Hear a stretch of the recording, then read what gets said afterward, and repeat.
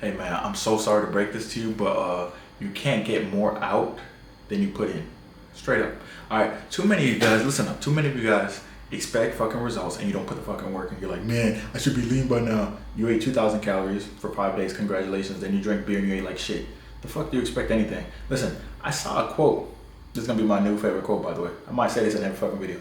I saw a quote that said, if someone were to follow you around for a week, would they believe you're serious about your goals? Think about that question. I want you to think about it. Now let me answer it for you, right? The answer is fuck no. Because guess what you do? You're inconsistent in the gym, like I always say. And then you guys eat some goofy shit all the time. What are the top two desserts in America?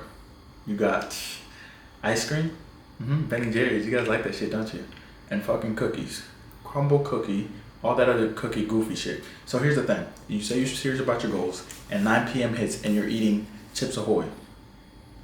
You're not reaching your goals, bro. You're not serious about that shit. When you're serious about something, when your hunger for reaching your goals is more than your hunger for fucking cookies, then you'll reach your goals. You guys aren't serious about your goals. It's not that deep. Stop fucking around. It's not, listen, the cookies will always be there. Everything will always be there. It's always going to be there. Your temptations are always going to be there. So if you give into it this once, you're going to keep giving into it. If you want to start tomorrow, it's going to be 10 years later. Every single time. Procrastination is just goofy shit. It's just an excuse, man, to not reach your goals. Anytime I hear someone say, you know what stops more people reaching their goals than anything is themselves. Because I always hear people say, they're like, yeah, man, like I'm definitely going to start Monday. Like right now, I'm just having like a really busy weekend.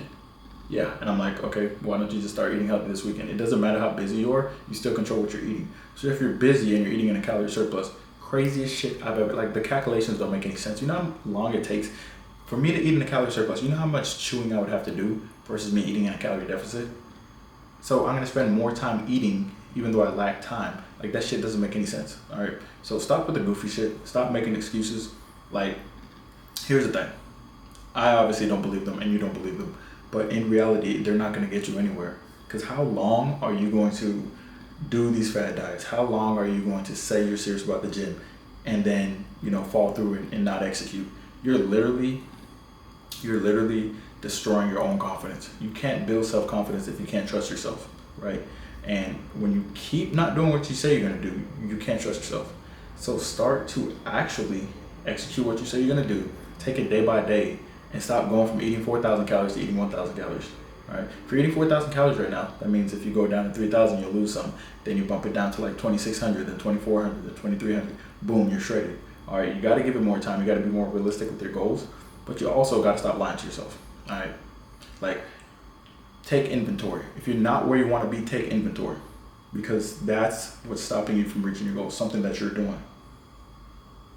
You ate good until 9 p.m. That means you ate bad, all right? Your calorie number was 2,100. Congratulations, you hit that. But then 9 p.m. you celebrate by eating Ben and Jerry's, a whole pint, which is 1,000 fucking calories. So now you just gained a pound, right? Now you're on pace to gain a pound for the week, all right? Oh, cheat meals are okay. It says everyone who's out of shape or has type 2 diabetes or some goofy shit going on, right? People who are in shape don't say, oh yes, cheat days are good. Cheat days can be used for those who are in shape because they already have a different mindset regarding food, so it doesn't affect them the same way. They get right back on track afterwards. When you're out of shape, it's because you can't control yourself, which means a cheat day is a normal day for you. So if you start eating healthy for 7 days and then you go and have a cheat day on the 8th day, you're going back to your normal, and then you're going to end up staying at your normal because you're used to that more, right?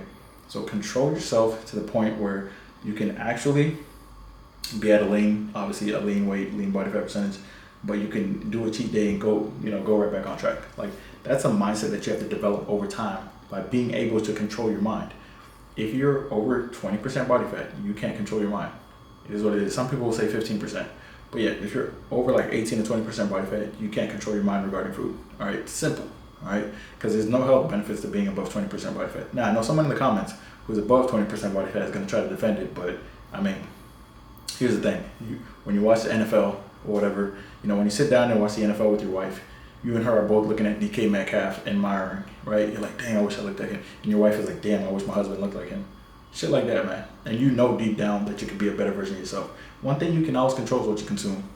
So there's no excuse for being, above 18 to 20% body fat, because you always control what you consume. No one else is responsible for what you consume except you. You're not a baby eating Gerber, all right?